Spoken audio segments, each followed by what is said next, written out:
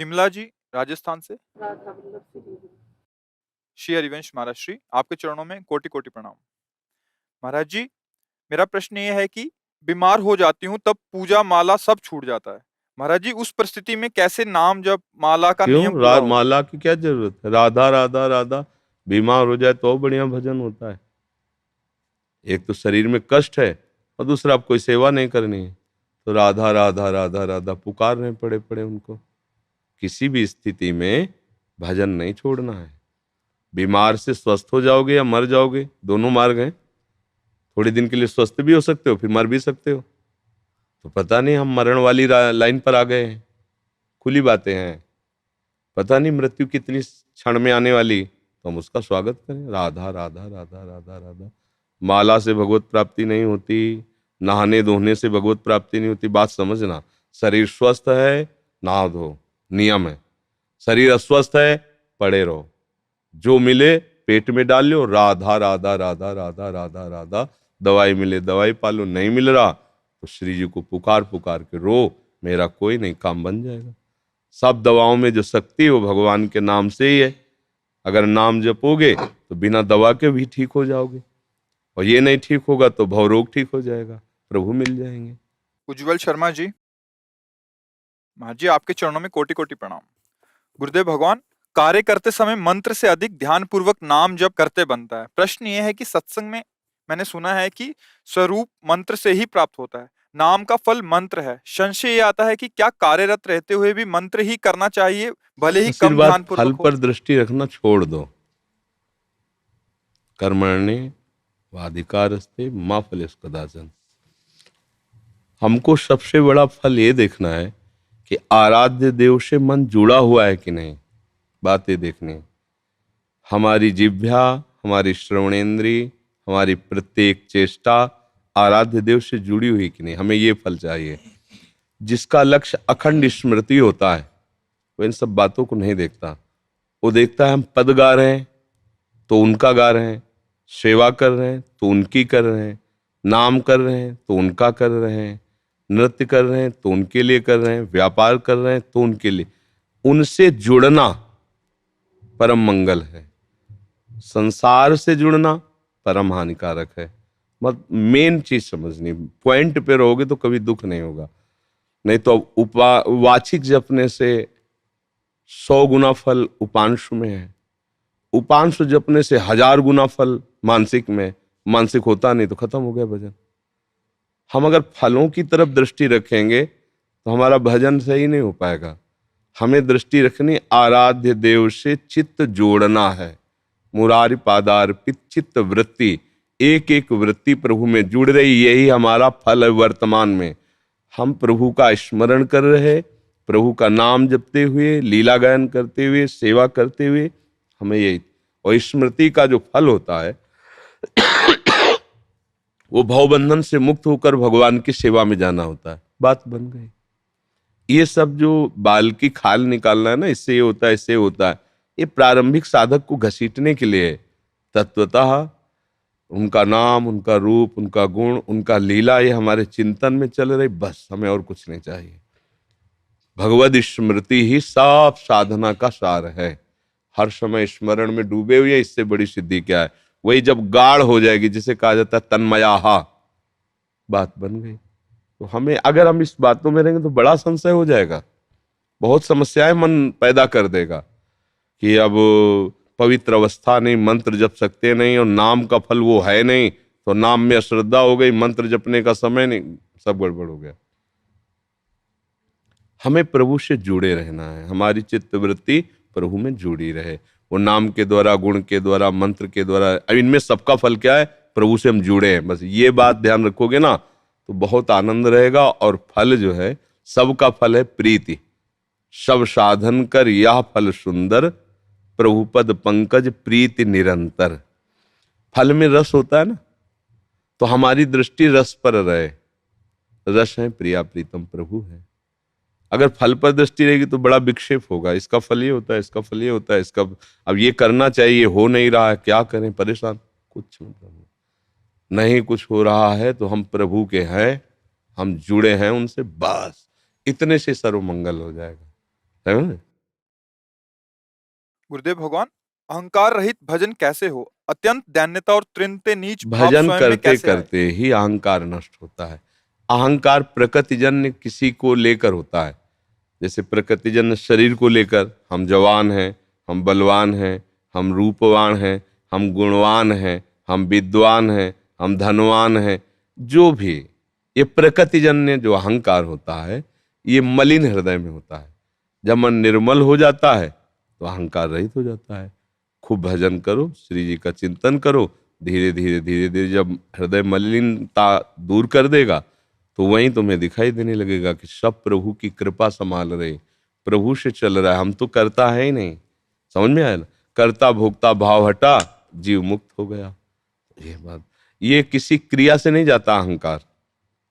मान लो आप 10 वर्ष केवल फल खा के रहे तो और पुष्ट हो गया, कि 10 वर्ष से हम फलाहारी, अहंकार और पुष्ट हो गया, वो नष्ट नहीं हुआ। हम 14 वर्ष से एक पैर केवल खड़े हैं, वो और पुष्ट हो गया। हम मौनी हैं, वो और पुष्ट हो गया। बस ये सूक्ष्म बात है। अब कुछ अच्छा नहीं लग रहा तो क्या बोले? अब जीना भार हो रहा है प्रभु के बिना। ये स्थिति, ये प्रीति है, ये प्रदर्शन में नहीं आती, हृदय का ये विषय होता है। और सुमिरन से प्रीति होती है। सुमिरन करो, उनका लीला गायन करो और संत महापुरुषों के वचनों को सुनते रहो, मार्ग प्रशस्त हो। इंदिरा पांडे जी, जय श्री राधे। हे प्रभु, पहले सुना था कि गुरु मंत्र बिना पूजा पाठ सब बेकार है। महाराज जी, अभी गुरु मंत्र से पहले जो भी पूजा पाठ किया उसका क्या होगा? किसने कह दिया गुरु मंत्र के बिना पूजा पाठ बेकार है? हर कर्म अपना फल देता है, फिर पूजा पाठ कैसे बेकार हो जाएगा? जिसने कहा गलत बात कही, ऐसा नहीं है। हाँ, गुरु की कृपा के बिना मोक्ष प्राप्त होना या भगवत साक्षात्कार होना ये दुर्लभ है। पूजा पाठ व्यर्थ हो जाएगा, ऐसा कैसे हो सकता है? जब यहाँ पाप कर्म करो तो वो फल दे देता है, फिर तो पुण्य कर्म क्यों फल नहीं देगा? ये गलत बोला, जिसने भी तुम्हें बोला गलत बोला। ये सिद्धांत नहीं है, ऐसा सिद्धांत नहीं। हाँ, जब भगवत प्राप्ति की बात आएगी तब ये हो जाएगा कि बिना गुरु चाहे शिव विरंच सम होई, बिन गुरु भवनिधि तरे न कोई। ये बात तो सिद्धांत में आती कि गुरु कृपा करके वो सूत्र, वो युक्तियां देते हैं, वो महिमा में मंत्र देते हैं, जिससे हमारा अज्ञान अंधकार नष्ट हो जाता है और हम उस ज्ञान के प्रकाश में देख पाते हैं कि हम भगवान के स्वरूप हैं, भगवान के अंश हैं। ये बातें आगे की हैं। पर पूजा पाठ व्यर्थ हो जाता है, ऐसा है, सब गलत बात है। पहली बात तो सोचना ही नहीं। अच्छा, अब दूसरी बात, जब हम नाम जप करते हैं, पूजा करते हैं, तो भगवान कृपा करके उसका फल ये दे देते हैं कि वो अपना मार्ग देते हैं। जैसे आप वृंदावन आए, संत समागम करे, ठाकुर जी के दर्शन करे, ये आपकी पूजा पाठ का फल है। भगवान ने कृपा करके फल दिया, अब इसका फल आगे और बढ़ेगा। तो कोई चीज ऐसा नहीं है कि वो आपका बेकार चला। जब पाप बेकार नहीं जाते हैं, वो भी हमें भुगताना पड़ता है, तो हमारा पुण्य कैसे चला जाएगा? ये तो बिल्कुल ही बेकार की बात है, समझे? और इसमें रोना क्या है? हमारे पुण्य बेकार हो जाएगा, रोला है? अरे इसमें रोना क्या, समझना है।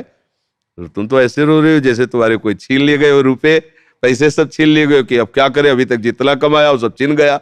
ऐसा नहीं है, बहुत धैर्यपूर्वक। इसीलिए शास्त्र सम्मत वाक्य ही हमारे संशयों को दूर कर सकते हैं। मनमानी बोलना, तो कोई भी गली चलते कुछ भी उपदेश करे थोड़ी माना जाता है, ऐसे नहीं माना जाता। पहले देखा जाता है कि जिससे हम उपदेश सुन रहे हैं उसमें बात है कि नहीं है, आचरण है कि नहीं है, जीवन है कि नहीं है। ऐसे थोड़ी कि बेमतलब की बातें उपदेश कर दे। फिर दंड का अधिकारी होता है, भगवान उसे दंड देते हैं। अगर गलत किसी को गुमराह करे तो भगवान फिर दंड देते हैं उसको, उपदेश देने वाले को। फिर उसकी दुर्गति हो जाती है। चाहे जितना पूजो, बाद में नालियों में ही पड़े मिलोगी तुम्हारी छवियां, तुम भी दोनों। अगर सही उपदेश नहीं दिया, सही आचरण नहीं किया तो दुर्गति हो जाएगी। क्योंकि ईश्वर है एक, सबके ऊपर है, सबको देख रहा है, हर समय देख रहा है। इसलिए ये बातें बिल्कुल गलत है कि हम पूजा पाठ करें और गुरु नहीं बनाए तो हमारा बेकार हो जाए, ऐसा नहीं है। जैसे आप देखो, वृंदावन आए तो आपको किसी से पता तो पूछना ही हुआ ना, वृंदावन किधर है, कहाँ जाना है। बस यही गुरु का काम होता है। भगवान कैसे मिलेंगे, क्या करें हम, वो गुरु आपको मार्ग बता देते हैं। वैसे ही चलो, भगवान मिल गए। मिले तो आपकी ही करनी से, मिले तो आपके ही भजन से, पर गुरु ने युक्ति बता दी, भजन बता दिया, मार्ग बता दिया। तो ये सब बहुत सुनना भी चाहिए, बहुत सोच समझ के।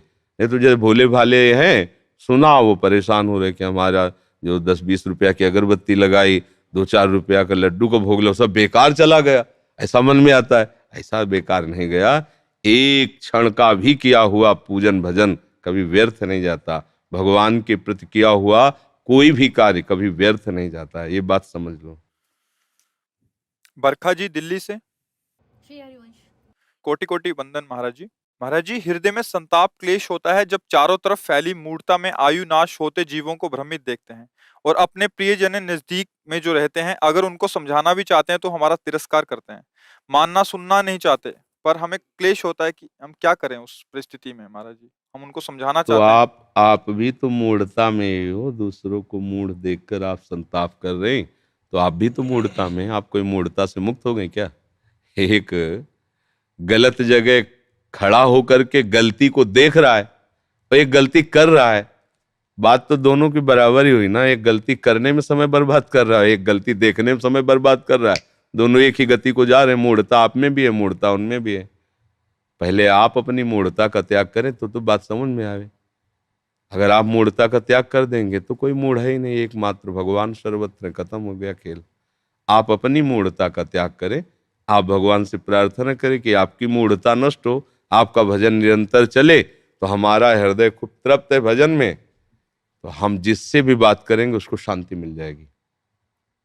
हमारे हृदय में यदि भजन है ना, हम आपसे देख रहे हैं, आपसे बात कर रहे हैं, आपको एक शांति मिलेगी, आपको एक प्रसन्नता मिलेगी, या फिर आपको एक जलन पैदा हो जाएगी कि मैं गलत क्यों हूं, मैं क्यों भजन नहीं कर पाता। तो हमें पहले अपना पावर बढ़ाना है, तभी तो हम आगे। अगर हमें किसी को उठाना है तो हमें बलशाली बनना है। अगर हम कल्याण की भी भावना रखते हैं तो हमें इतना भजन करना है कि जो हमारे सामने आए हम उसका कल्याण कर सकें। तो अभी तो आप में वो बात है नहीं, इसलिए अपने को आप मजबूत बनाइए, अपने आचरण ठीक कीजिए, अपने भाव ठीक कीजिए। सब में प्रभु हैं, बाद में यही पता चलेगा। किसी का उद्धार नहीं होना, हमें अपना भ्रम हटाना है, संशय हटाना है, अपने अज्ञान को हटाना है। कोई जीव नहीं है, सब में ईश बैठा हुआ है। बस जीवत तो आपने मान लिया, उसी को त्याग कराने के लिए उपदेश है। आपने माना है, अपने को और दूसरों को। जहां आप अपने को और दूसरों को भगवत स्वरूप मान ले, वहीं मुक्त हो जाओगे। ये बात समझना है। सत्संग में सुना है कि सब जगह हरि ही विराजमान है, एक ब्रह्म ही सब जगह विराजमान है। महाराज जी, राधा रानी और श्री कृष्ण कैसे एक हैं और कैसे वो विलग हैं? भजन करो तो जान जाओ। भजन करने से ही हमारी बुद्धि पवित्र होगी, तब जान जाएगी। अभी तो हम शरीर में फंसे हुए हैं, पांच भौतिक शरीर में फंसे हुए हैं, तो हम चिदानंद देह की बात कैसे जान पाएंगे? बता देने से थोड़ी समझ में आ जाएगी, नहीं समझ में आएगी। वो परमानंद रस मूर्ति प्रभु लीला के लिए रसो, या परमानंद एक द्विधा सदा श्री राधा कृष्ण रूपाभ्याम तस्मै तस्मै नमो नमः। एक वो रस स्वरूप परमात्मा ही श्री श्यामा श्याम के रूप में खेल रहा है। अब उसके खेल को जब देखोगे तो प्रेम खेल में दो रहते नहीं हैं, एक ही रहते हैं। तो आप देखो, कभी श्यामाजू हा श्यामा कह के पुकारती हैं, हा प्रियाजू कह के पुकारती श्यामाजू प्रीतम भाव में। कभी प्रीतम हा कृष्ण कमल दल लोचन कह, उनको खुद पता नहीं कि कौन प्रिया है कौन प्रीतम है। श्याम रंग श्यामा रंगी, श्यामा के रंग श्याम, कहने को दो दिखाई दे रहे, उनको खुद पता नहीं कि वो दो है। ऐसे रस में डूबे हुए हैं। प्रेम में तन्मयता होती है। जब जीव उस प्रेम को प्राप्त होता है तो उसका जीवत तो नष्ट हो जाता है। मैं प्रभु का भजन कर रहा हूं, ये भाव भी खत्म हो जाता है। केवल श्यामा श्याम। अब वो स्थितियां हैं, वो केवल वाणी से थोड़ी। अनिर्वचनीयम प्रेम स्वरूपम मूकास्वादनवद, जैसे गूंगे को गुड़ खवा पूछो कैसा, वो नहीं बोल पाएगा। ऐसे ये जो रस है, ये जो चिंतन है, ये वाणी का विषय नहीं है। सूक्ष्मतरम अनुभव स्वरूपम, ये बड़ा सूक्ष्म है, ये केवल अनुभव की बातें हैं। अनिर्वचनीयम, ये बोली नहीं जा सकती क्योंकि वाणी की सामर्थ्य नहीं है, बस बाहरी संकेत है। ऐसा भजन करो श्यामा श्याम का, वही हृदय में बैठ के समझा देंगे।